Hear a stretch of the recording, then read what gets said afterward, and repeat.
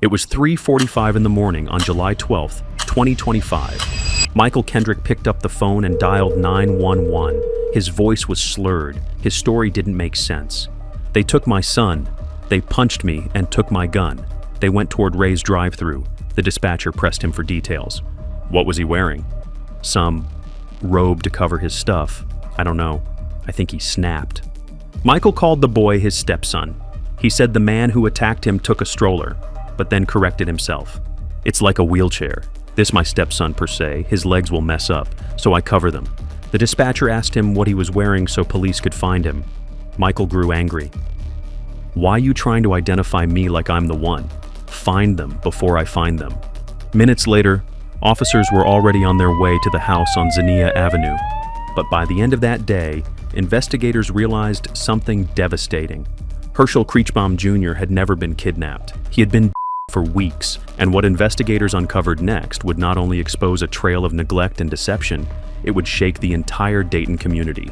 But before we begin, if you find this video interesting, please give it a like at the end and tell me what you think about the case. It really helps the channel.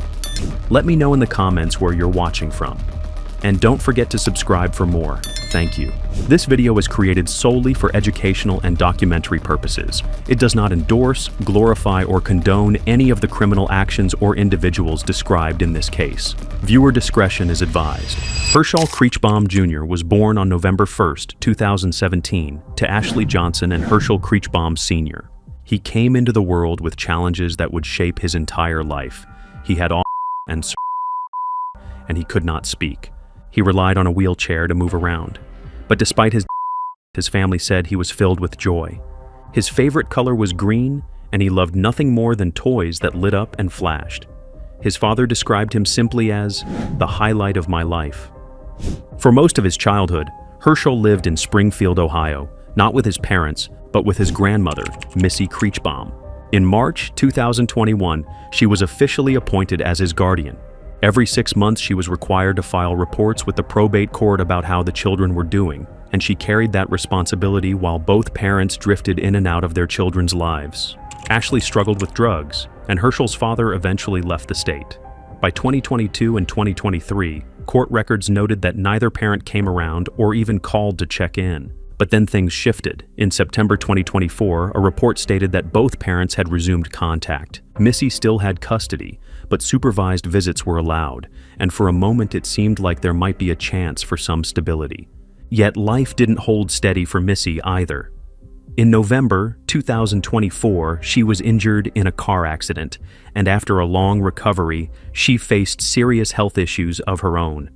She eventually lost her ability to keep up with all the legal paperwork the court required.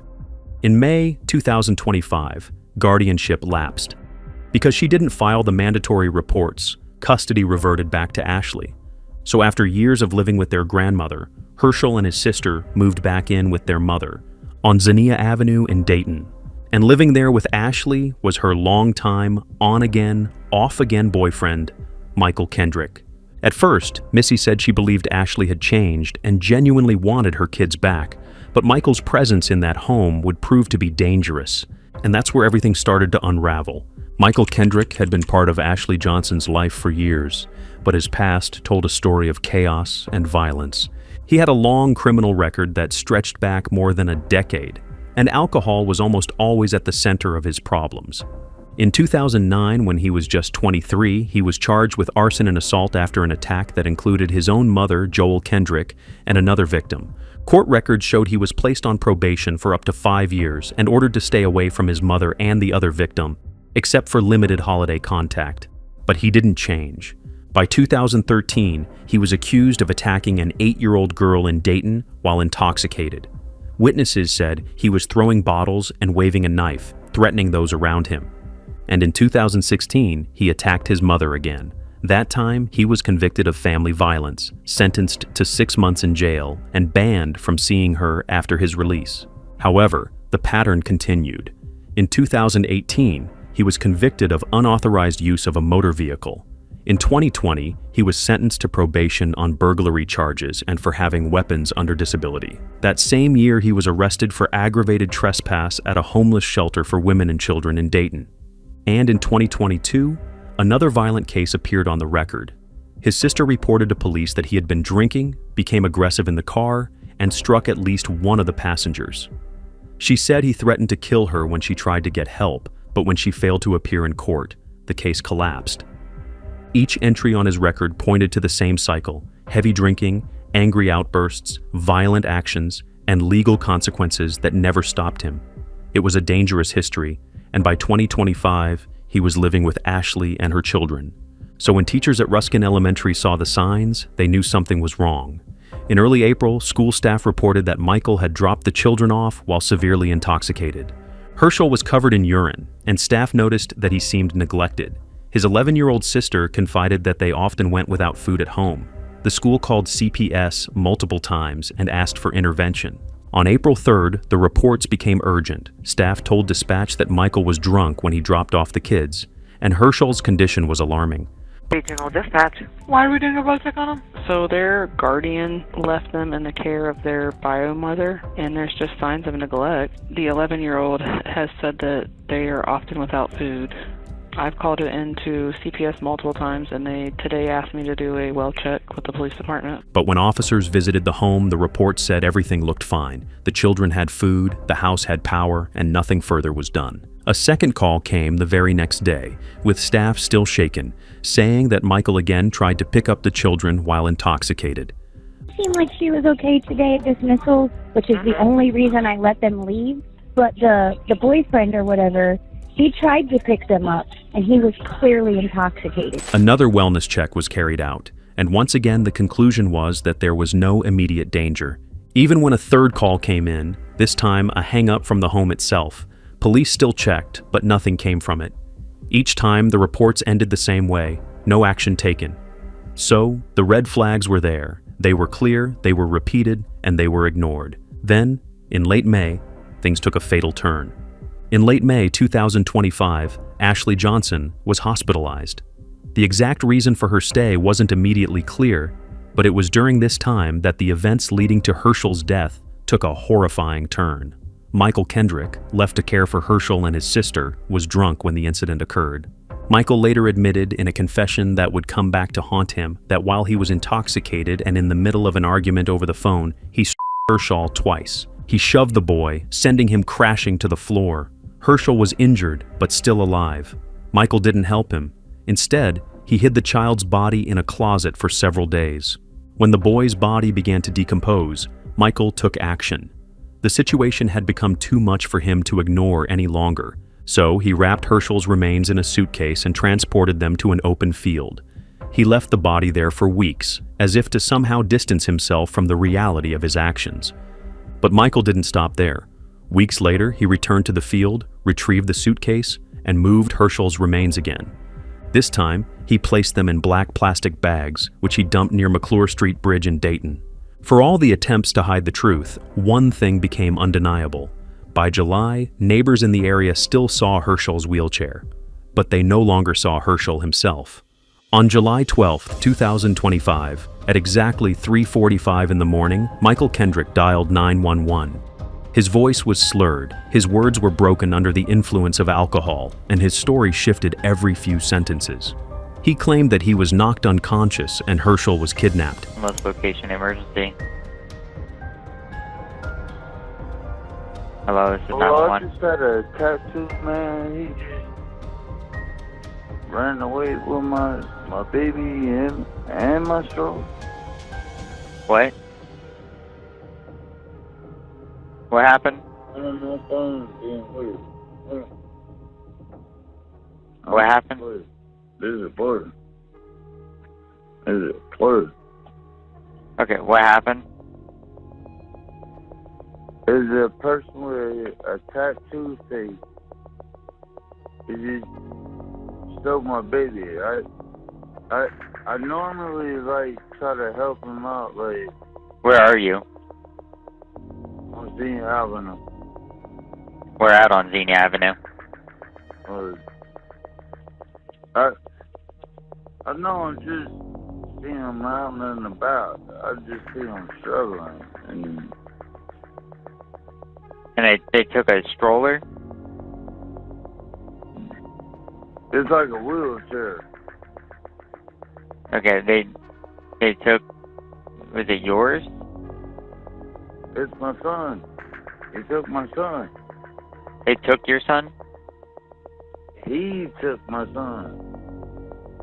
Okay, where did he go? He punched me and took my son. They wouldn't up going no Zenith. Okay. Now, if y'all want to get him, I'm going to get him. Okay. I promise you. So where did they go on Xenia? They went up top, like he going to raise drive-through. Raised drive-through? Yeah. Okay. Was this male, white, black, or Hispanic? He black. Save him before. What was he wearing? Save him. You said what? What was he wearing? Some gay shit. Okay, like what? Yeah, he had a rose to cover his stuff. Oh no, he looking crazy. I ain't never seen him like this. I don't know. I think life done snapped and he family done snapped. Okay, which, did he use any But force? he got 2 ponytails and some flowers in his hair. Go find him, because I need my son back. Come on, boy. Stop playing. Okay, how old is He kept calling the boy his stepson, but then changed the way he described him. He's 8. 8? What's his name?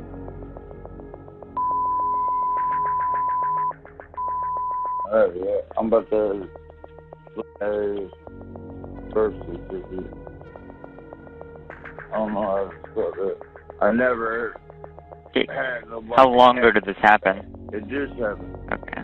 Which way did you say he was going? Oh, he's going towards Ray's drive-thru.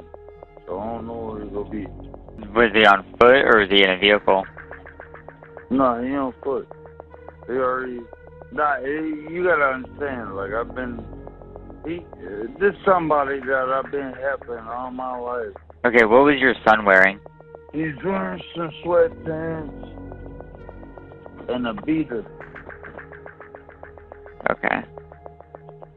Cause you gotta cover up his legs because his legs when it's with heat it messed up his legs.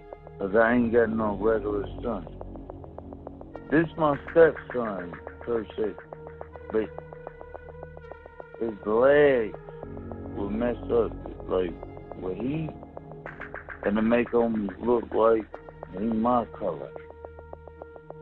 I'm light skinned, but it make him hot. So I put. Okay, what's your first name? Okay. Alright, I got officers en route to you. Are you? Yeah, I'm here. Okay. The dispatcher asked him what he was wearing so officers could identify him when they arrived. Instead of answering calmly, Michael grew defensive. What are you wearing so it'll be easier to find you? I stand outside it, I mean. Okay, yeah, stand outside, but what are you wearing? I said, oh my goodness. That's why I said, Senior Avenue, I told you that. Yeah, I said, what are you wearing? Like, what clothing are you wearing? What was I wearing? Yes, what are you wearing so officers can find you easier? I'm comfortable. I'm just wearing some shorts. What color shorts? Black. Okay, are you wearing a shirt? Oh.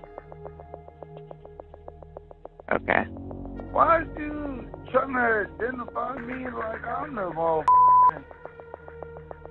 Because we need to come talk to you. That's why I hate call the cops. You talk to him. He's trash. I'm getting that. Look, you're trying to identify the person that's doing something wrong. I'm not doing nothing wrong. Not this time. Okay, well, we need to talk to you because it's your son. Find them before I find them. Okay, we have an officer on scene. So shut up. Do your job. Do what the I'm calling you for. Okay, I'm gonna go ahead and disconnect. By the time officers reached the house on Xenia Avenue, the pieces didn't fit together. Michael's story suggested a violent abduction, but there were no signs of a struggle, no evidence of a kidnapping, and no witnesses to back up his account. The wheelchair was still missing, but there was nothing else to support his claim. So, later that morning at 8 a.m., the Dayton Police Department posted an alert on social media. 7-year-old Hershel Creechbaum was missing. The search intensified, and both Michael and Ashley were brought in for questioning. At first, Ashley told investigators she had seen her son the night before and that he was fine, but her story shifted quickly under pressure. She eventually admitted that Michael had told her weeks earlier that Hershel had died while she was in the hospital. She claimed she thought it was natural causes, that he was playing with his sister when it happened. Michael's version was different. In his interview, he confessed that Hershel had not been kidnapped at all. He admitted the boy had died back in May, after he struck him, shoved him, and then found him unresponsive the following day. He told police that he had hidden the body, moved it several times, and eventually left it near the McClure Street Bridge. By the evening of July 12, 2025, investigators followed Michael Kendrick to the place he said he had abandoned Hershel's remains. The search led them to a patch of brush near the McClure Street Bridge in Dayton. Hidden there were several black plastic bags. Inside those bags were human remains. Close by, officers also recovered Hershel's mobility device. It was the same wheelchair his teachers and neighbors had seen him in so many times before. The image of the wheelchair lying abandoned so close to the discarded bags became a haunting symbol of what had happened. The remains were in poor condition. The coroner's office later reported that decomposition was advanced. What they received was only a partial skeleton with very little soft tissue left. There were fractures present on the bones, but because of the state of the remains, it was unclear whether those injuries happened before death or after. That single detail mattered more than anything else. If the fractures had been caused while Hershel was alive, they could have been evidence of direct violence. But if they happened afterward, when his body was moved and handled, then they could not prove the manner of his death. This uncertainty created a serious challenge for investigators. They knew Michael had confessed to striking Hershel and hiding his body. They knew Ashley had admitted that she was told weeks earlier that her son had died. But in the courtroom, a confession alone was not enough. Forensic science had to confirm the cause of death. And here, the coroner could not give them certainty. Legal experts explained the problem simply. Without a provable cause of death, a murder charge could collapse at trial. A defense attorney could argue that Michael never intended to kill Hershel, or that the child's death had been the result of natural causes. With nothing conclusive from the autopsy, prosecutors risked having homicide charges dismissed outright. So investigators focused on what they could prove. 2 days after the discovery, on July 14th, Dayton Police Chief Cameron Afzal stood before reporters. He described what had happened to Hershel in blunt terms. "The callousness shown in this situation is horrendous and truly evil," he said. His words set the tone for how the community and investigators would view the case moving forward. By then, charges had already been filed. Michael Kendrick faced 3 counts of tampering with evidence and 1 count of gross abuse of a corpse. His bond was set at $2 million. Ashley Johnson, Hershel's mother, was charged with obstruction of justice and with failing to report her son's death. Her bond was set at $250,000. Both were booked into the Montgomery County Jail, and both remained there as the investigation continued. But prosecutors knew this was only the beginning. On July 21st, a Montgomery County grand jury reviewed the evidence and returned indictments against both Michael and Ashley. The charges matched those already announced, but the indictments gave the case a formal path into court. 3 days later, on July 24th, the pair were arraigned. They appeared before the judge, and their original bond amounts were upheld. Neither Michael nor Ashley walked free. Both would remain in custody while the case moved toward trial. However, the defense was not silent. On August 6th, Michael's attorneys filed a motion for no pro access. They argued that the case had generated enormous pre-trial publicity in print, on television, online, and across social media. They claimed that much of the reporting included prejudicial or inadmissible material and that it would make it impossible for Michael to receive a fair trial. So, they asked the court to restrict public access to filings and pleadings in the case. While that legal argument played out, another issue loomed. Despite Michael's confession, no murder charges had been filed. The reason was simple but critical. The coroner had not been able to determine a clear cause of death from Hershel's remains. Without forensic certainty, prosecutors risked watching homicide charges collapse at trial. For now, they relied on the charges they could prove: abuse of a corpse, tampering with evidence, and obstruction. It meant the case was moving forward, but without the one charge many people expected. In the days after the discovery, the city of Dayton came together in grief. At Ruskin Elementary, where Hershel had once been a student, a crowd gathered to remember him. Teachers, classmates, and parents lit candles and stood in silence. Then, only a few blocks away at the McClure Street Bridge, a memorial began to grow. Each day, more flowers, balloons, stuffed animals, and handwritten notes were left at the site where his remains had been found. Family and friends shared their memories in raw, emotional tributes. His aunt, Charisma Kriechbaum, described him as a child who brought light into every room. At the school, staff members reflected on the boy who had needed extra help but who had never lacked friends. One paraprofessional remembered him with simple affection. He had friends in every classroom. He was one of the sweetest, brightest children I've ever met.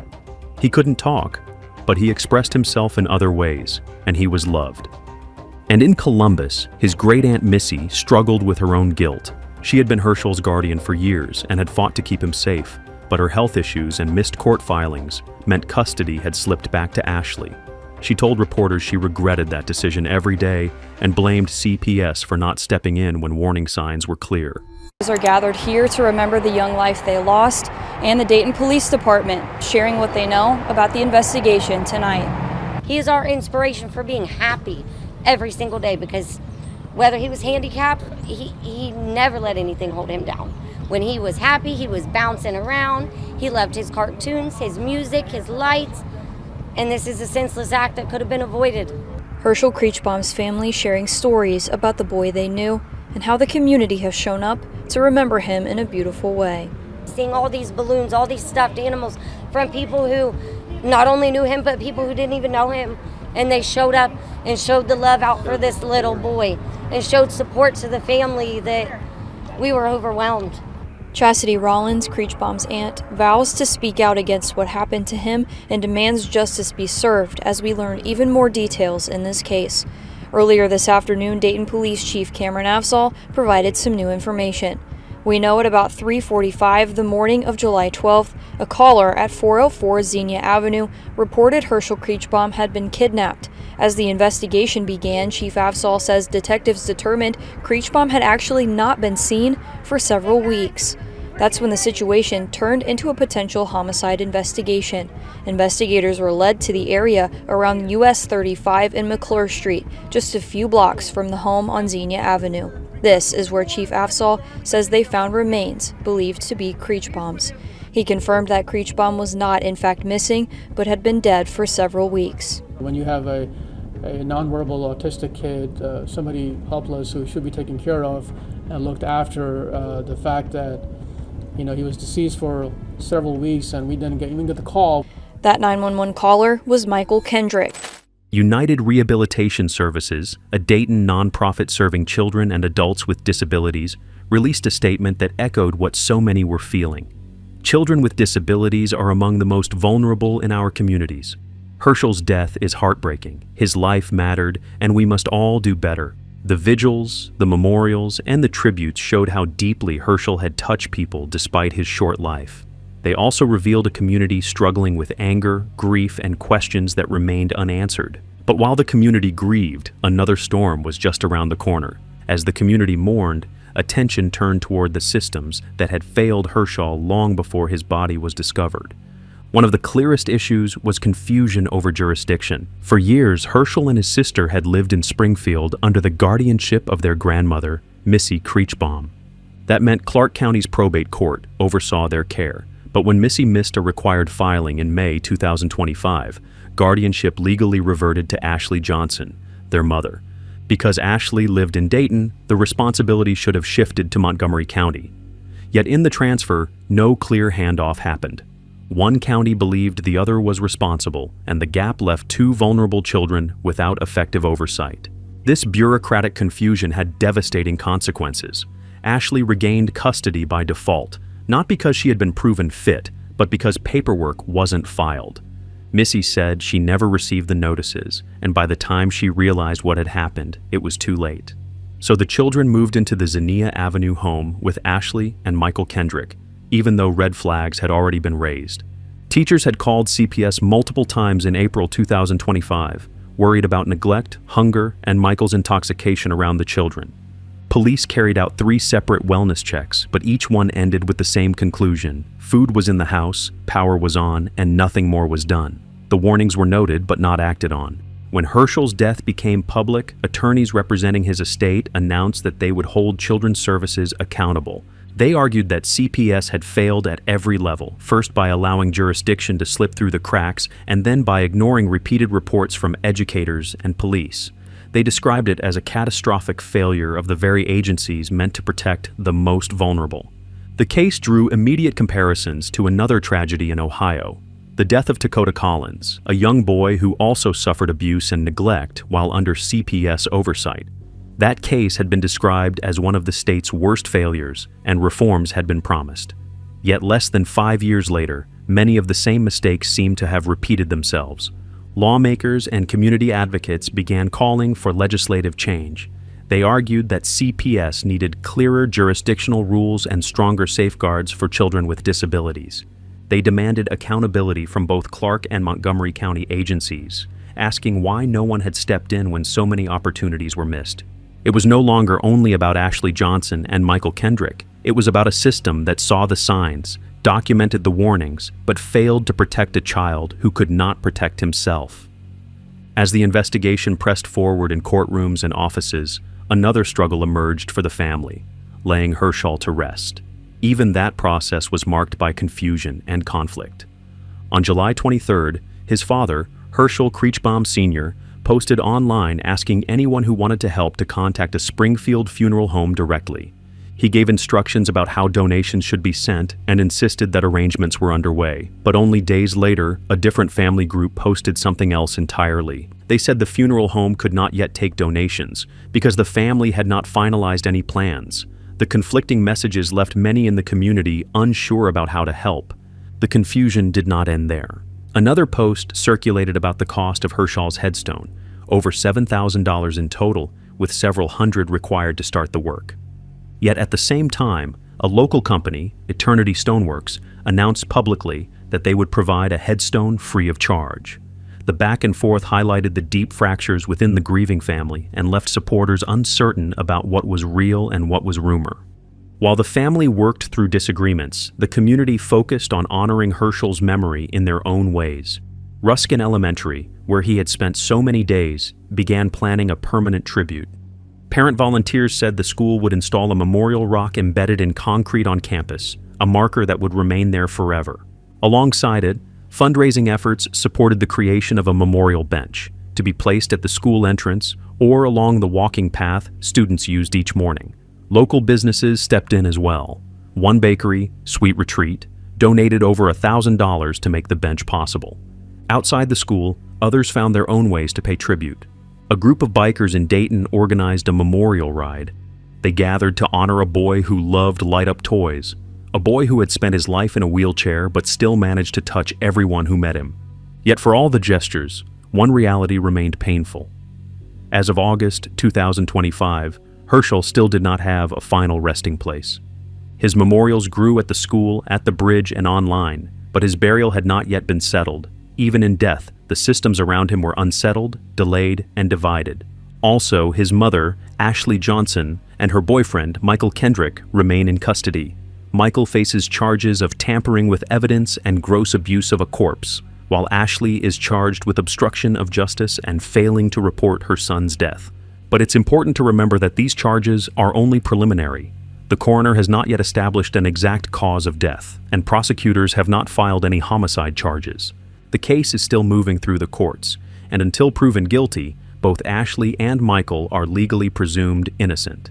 The investigation continues, the community continues to grieve, and for now, Hershel's story stands as both a tragedy and a warning, a reminder of what happens when systems fail and when red flags are ignored. So, what do you think about this case? We'd love to hear your perspective. Share your thoughts in the comments because every voice matters here, and I can assure you that we read every single one of them. And who knows, your comment might help someone else reflect on the hidden realities of these cases. If you found this story important, don't forget to like the video and subscribe for more deep dives into cases like this one. Until next time, cheers and stay safe.